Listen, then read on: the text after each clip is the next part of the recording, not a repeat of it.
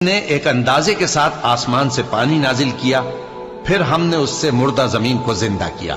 اسی طرح تم زمین سے نکالے جاؤ گے۔ اور وہی ہے جس نے سب چیزوں کے جوڑے بنائے اور تمہارے لیے کشتیاں اور چوپائے بنائے جن پر تم سوار ہوتے ہو تاکہ تم ان کی پیٹھ پر چڑھ بیٹھو، اور جب اس پر بیٹھ جاؤ پھر اپنے پروردگار کے احسان کو یاد کرو اور کہو کہ وہ ذات پاک ہے جس نے اس کو ہمارے زیر فرمان کر دیا اور ہم میں طاقت نہیں تھی کہ اس کو بس میں کر لیتے، اور ہم اپنے پروردگار کی طرف لوٹ کر جانے والے ہیں۔